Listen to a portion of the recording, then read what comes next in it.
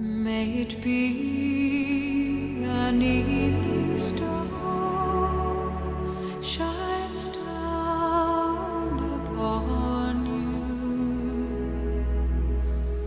May it be when darkness falls, your heart will be true. Em seguida, tilintando a campainha de modo particular, determinou que os auxiliares se reaproximassem. Como que semi-vencido na batalha em que se empenhara com a própria consciência, invocou a presença de um certo Timão que nos surgiu pela frente, surpreendendo-nos com seu semblante de carrasco. Dirigiu-lhe a palavra indagando pelo andamento do caso Margarida, ao que o preposto informou estar o processo de alienação mental quase pronto. E em questão de poucos dias, segundo ele, a segregação em casa de saúde se faria necessária. Indicando-nos algo constrangido, determinou Gregório que o auxiliar de sinistro aspecto nos situasse junto da falange que operava, ativa, na execução gradual do seu decreto de morte.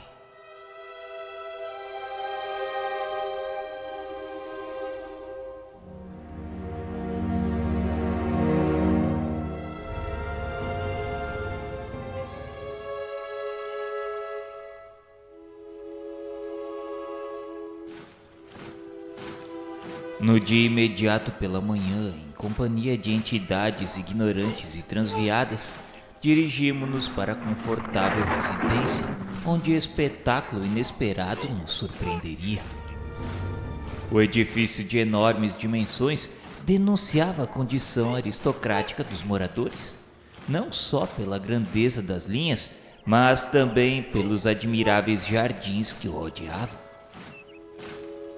Paramos junto à ala esquerda, notando-a ocupada por muitas personalidades espirituais de aspecto deprimente. Rostos patibulares, carantonhas sinistras. Indiscutivelmente, aquela construção residencial permanecia vigiada por carcereiros frios e impassíveis, a julgar pelas sombras que o cercavam. Transpus o limiar de alma opressa. O ar jazia saturado de elementos intoxicantes. Dissimulei a custo o mal-estar, recolhendo impressões aflitivas e dolorosas. Entidades inferiores em grande cópia afluíram à sala de entrada, sondando-nos as intenções. De posse, porém, das instruções do nosso orientador, tudo fazíamos para nos assemelharmos a delinquentes vulgares. Reparei que o próprio Gúbio se fizera tão escuro, tão opaco na organização perispirítica, que de modo algum se faria reconhecível, à exceção de nós que o seguíamos, atentos desde a primeira hora. Instado por Sérgio, um gaiato rapaz que nos introduziu com maneiras menos dignas, Saldanha, o diretor da falange operante, veio receber-nos. Pôs-se a fazer gestos hostis, mas ante a senha com que Gregório nos favorecera, admitiu-nos na condição de companheiros importantes. Saldanha perguntou confidencialmente a Gúbio se o chefe, isto é, Gregório, mandava apertar o cerco. E Gúbio, de um modo vago, lhe respondeu que sim, e falou-lhe que desejaríamos examinar as condições gerais do assunto e auscultar a doente. Então o singular personagem, indicando-nos vasto corredor atulhado de substâncias fluídicas detestáveis, falou-nos que a jovem senhora ia cedendo devagarinho. Acompanhou-nos um tanto solícito, mas desconfiado, e em seguida, a breve pausa, deixou-nos livre a entrada da grande câmara de casal. A manhã resplandecia lá fora e o sol visitava o quarto através da vidraça cristalina. Mulher ainda moça, mostrando extrema palidez nas linhas nobres do semblante digno, entregava-se à tormentosa meditação. Compreendi que atingíramos a intimidade de Margarida, a obsidiada que o nosso orientador se propunha a socorrer. Dois desencarnados de horrível aspecto fisionômico inclinavam-se confiantes e dominadores sobre o busto da enferma, submetendo-a à complicada operação magnética. Essa particularidade do quadro ambiente dava para espantar. No entanto, meu assombro foi muito mais longe quando concentrei todo o meu potencial de atenção na cabeça da jovem singularmente abatida. Interpenetrando a matéria espessa da cabeceira em que descansava, surgiam algumas dezenas de corpos ovoides de vários tamanhos e de cor plúmbea, assemelhando-se a grandes sementes vivas atadas ao cérebro da paciente através de fios sutilíssimos cuidadosamente dispostos na medula alongada. A obra dos perseguidores desencarnados era meticulosa, cruel. Margarida, pelo corpo perispirítico, jazia absolutamente presa não só aos truculentos perturbadores que a assediavam, mas também à vasta falange de entidades inconscientes que se caracterizavam pelo veículo mental a se lhe apropriarem das forças, vampirizando-a em processo intensivo. Em verdade, já observava por mim grande quantidade de casos violentos de obsessão, mas sempre dirigidos por paixões fulminatórias. Entretanto, ali verificava o cerco tecnicamente organizado. Evidentemente, as formas ovoides haviam sido trazidas pelos hipnotizadores que senhoreavam o quadro. Com a devida permissão, analisei a zona física hostilizada. Reparei que todos os centros metabólicos da doente apareciam controlados. A própria pressão sanguínea demorava-se sob o comando dos perseguidores. A região torácica apresentava apreciáveis feridas na pele e, examinando-as cuidadoso, vi que a enferma inalava substâncias escuras que não somente lhe pesavam nos pulmões, mas se refletiam sobremodo nas células e fibras conjuntivas, formando ulcerações na epiderme. A vampirização era incessante. As energias usuais do corpo pareciam transportadas às formas ovoides que se alimentavam delas automaticamente num movimento indefinível de sucção. Lastimei a impossibilidade de consulta imediata ao instrutor, porquanto Gúbio, naturalmente, se estivesse livre, nos forneceria esclarecimentos amplos. Mas concluí que a infortunada senhora devia ter sido colhida através do sistema nervoso central, de vez que os propósitos sinistros dos perseguidores se faziam patentes quanto à vagarosa destruição das fibras e células nervosas. Margarida, dessa forma, demonstrava-se exausta e amargurada. Dominadas as vias do equilíbrio no cerebelo e envolvidos os nervos ópticos pela influência dos hipnotizadores, seus olhos espantados davam ideia dos fenômenos alucinatórios que lhe acometiam a mente, deixando perceber o baixo teor das visões e audições interiores a que se via submetida.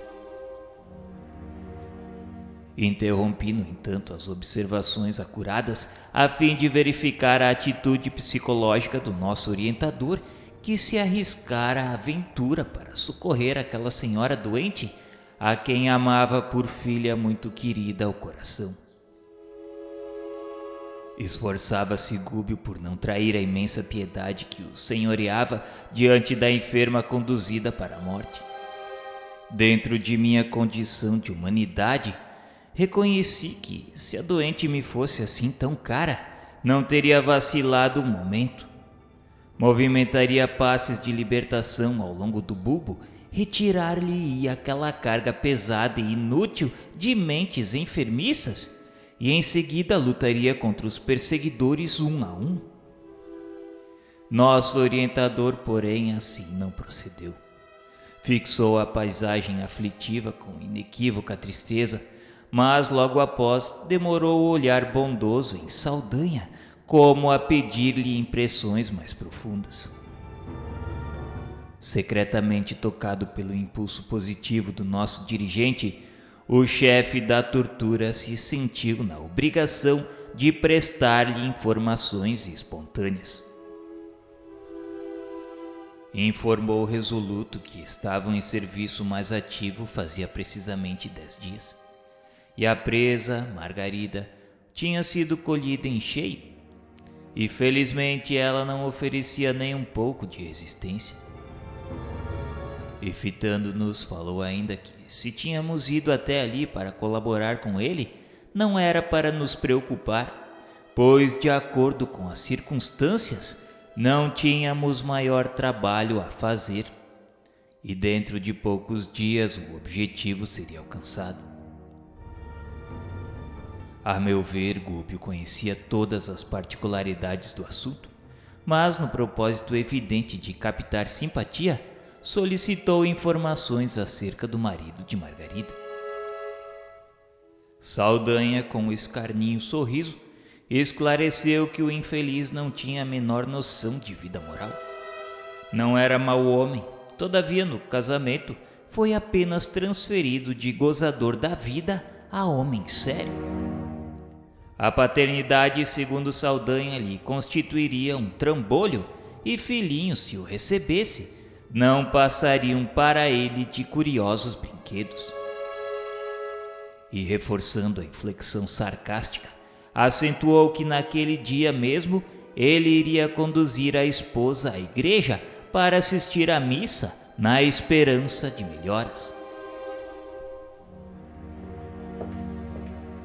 Mal acabara a informação, tristonho e simpático cavalheiro, em cuja expressão carinhosa identifiquei de pronto o esposo da vítima, entrou no aposento, com ela permutando palavras amorosas e confortantes.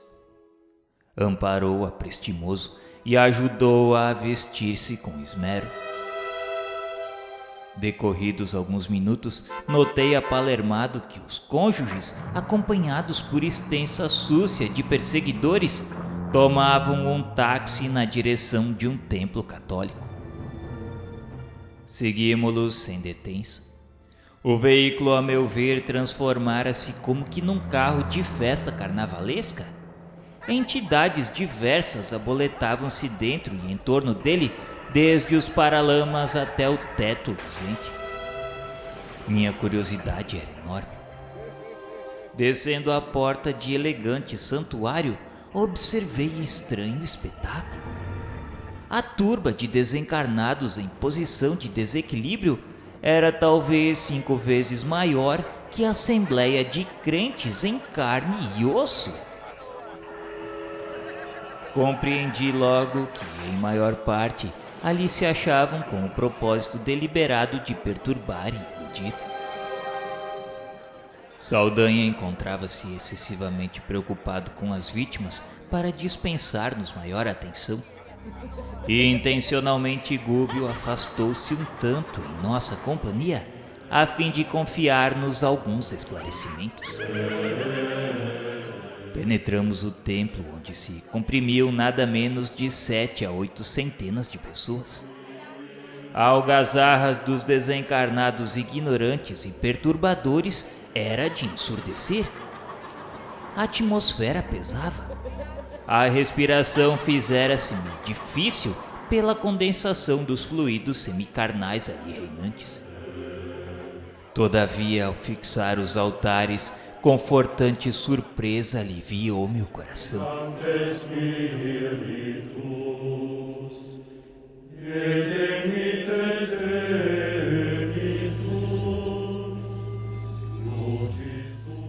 Dos adornos e objetos do culto, emanava doce luz que se espraiava pelos cimos da nave visitada de sol. Fazia-se perceptível a nítida linha divisória entre as energias da parte inferior do recinto e as do plano superior. Dividiam-se os fluidos à maneira de água cristalina e azeite impuro num grande recipiente. Contemplando a formosa claridade dos nichos, perguntei ao nosso instrutor: Senhor Gúbio, o que vemos aqui? Não reza o segundo mandamento trazido por Moisés, que o homem não deve fazer imagem de escultura para representar a paternidade celeste? Sim, André, e determina o testamento que ninguém se deve curvar diante delas. Efetivamente, é um erro criar ídolos de barro ou de pedra para simbolizar a grandeza do Senhor, quando nossa obrigação primordial é a de render-lhe culto na própria consciência.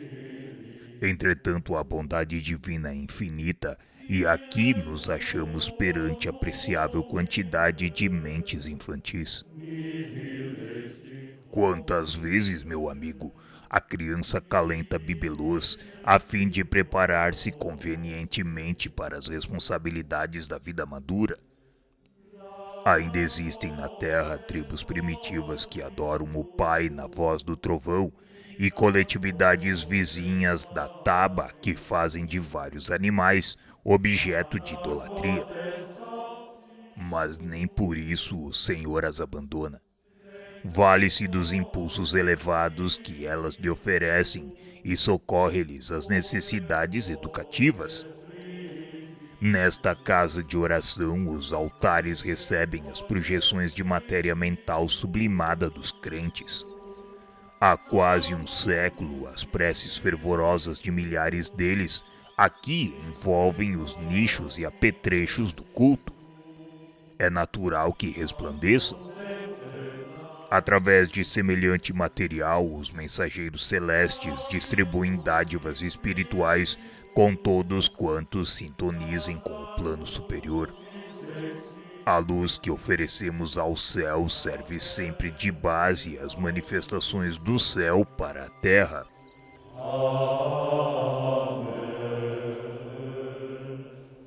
Ante a ligeira pausa, alonguei o olhar pela multidão bem vestida. Quase todas as pessoas, ainda aquelas que ostentavam nas mãos delicados objetos de culto, revelavam-se mentalmente muito distantes da verdadeira adoração à divindade. O halo vital de que se cercavam definia pelas cores o baixo padrão vibratório a que se acolhiam. Em grande parte dominavam o pardo escuro e o cinzento carregado. Em algumas, os raios rubro-negros denunciavam cólera vingativa, que a nossos olhos não conseguiriam disfarçar. Entidades desencarnadas em deplorável situação espalhavam-se em todos os recantos nas mesmas características. Reconheci que os crentes elegantes, ainda mesmo que desejassem orar com sinceridade, precisariam despender imenso esforço. A liturgia anunciou o início da cerimônia, mas, com grande assombro para mim, o sacerdote e os acólitos, não obstante se dirigirem para o campo de luz no altar-mor, envergando soberba vestimenta, jaziam em sombras, sucedendo o mesmo aos assistentes. Entretanto, procedendo de mais alto, 3 entidades de sublime posição hierárquica se fizeram visíveis à Santa Mesa, com o evidente propósito de ali semearem os benefícios divinos. Magnetizaram as águas expostas, saturando-as de princípios salutares e vitalizantes, como acontece nas sessões de espiritismo cristão. E em seguida passaram a fluidificar as hóstias, transmitindo-lhes energias sagradas à fina contextura. Admirado, voltei a observar a plateia religiosa, mas os irmãos ignorantes que operavam no templo sem corpo físico tanto quanto ocorria aos encarnados, nem de longe registravam a presença dos nobres emissários espirituais que agiam em nome do infinito bem.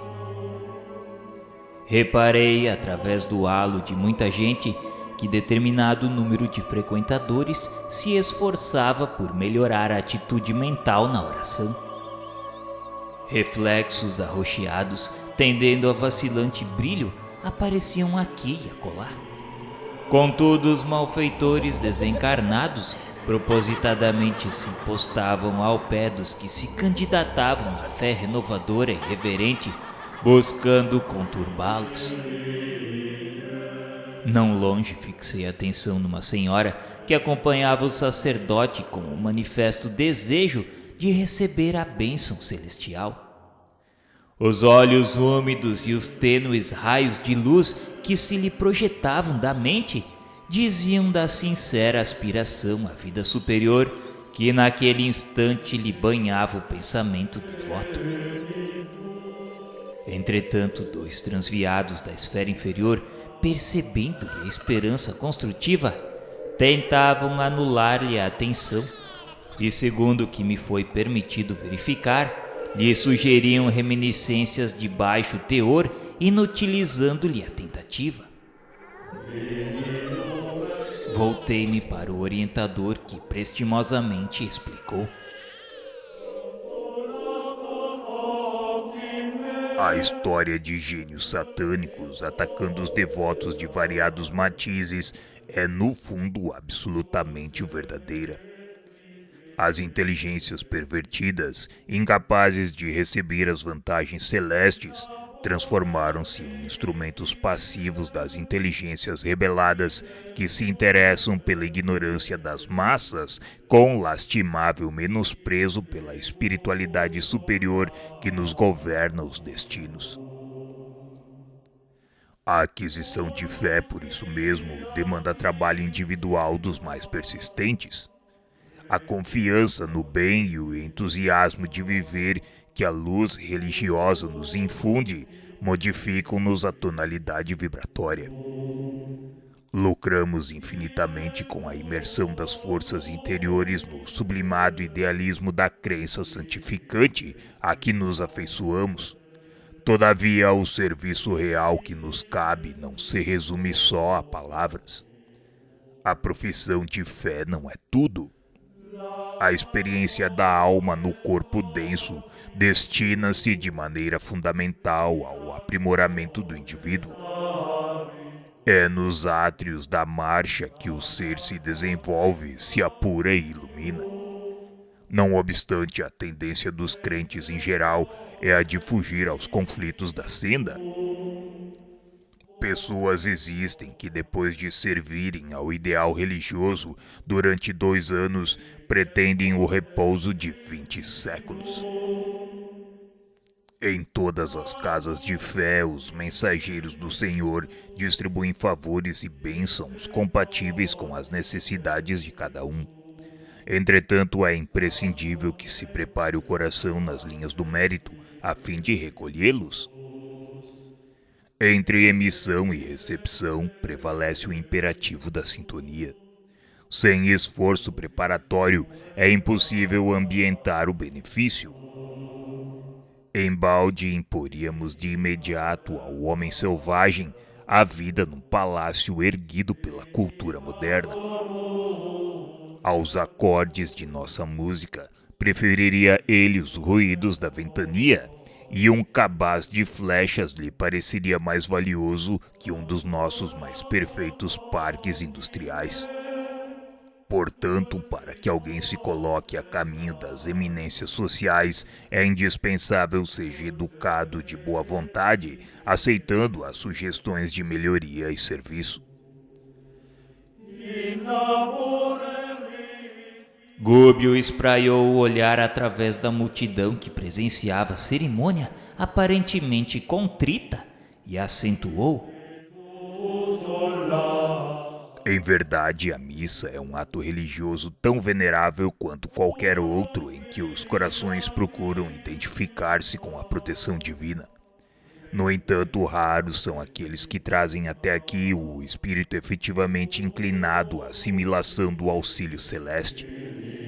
E para a formação de semelhante clima interior, cada crente, além do serviço de purificação dos sentimentos, necessitará também combater a influência dispersiva e perturbadora que procede dos companheiros desencarnados que lhe buscam arrefecer o fervor.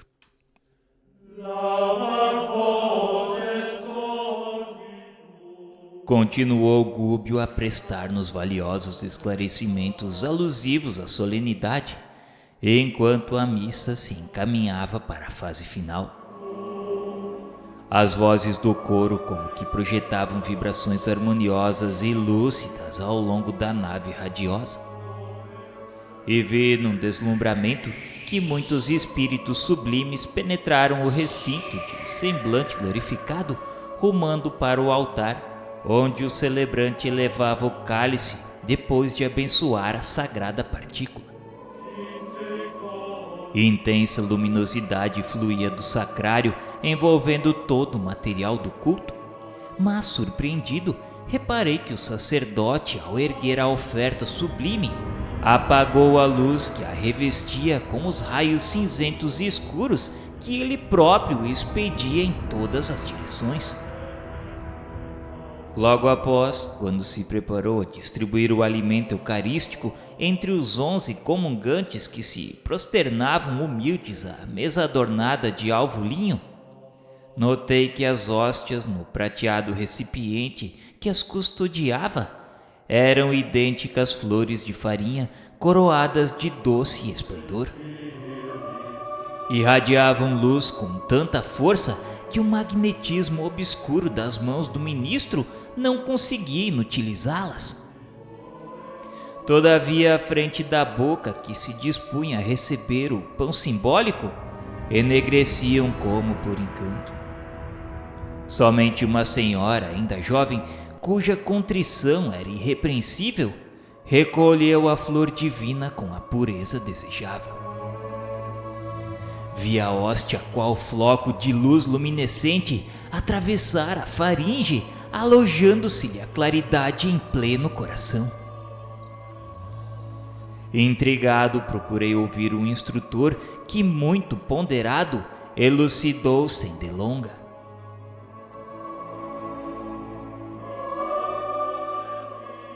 Aprendeste a lição, André?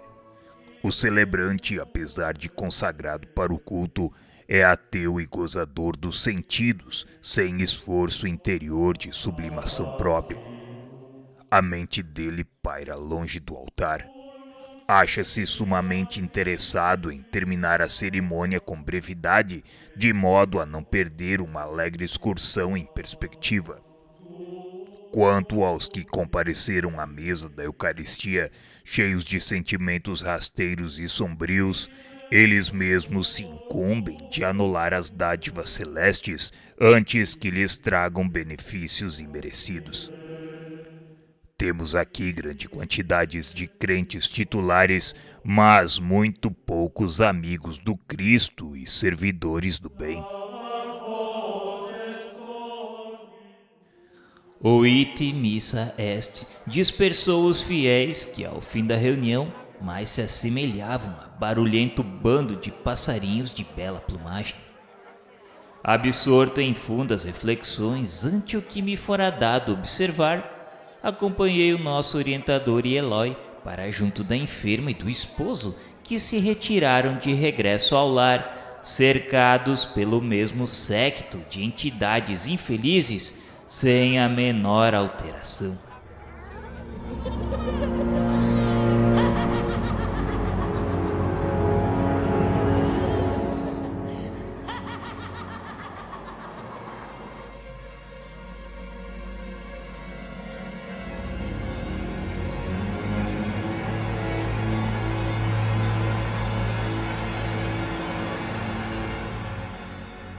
May it be an evening star shines down upon you.